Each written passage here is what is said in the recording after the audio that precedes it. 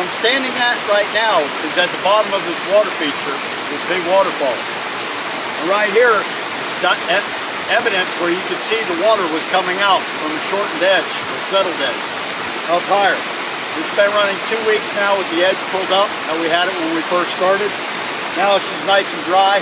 I know that Florida rain hasn't hit us in 3 days, so I'm very confident that we got this edge picked up and taken care of.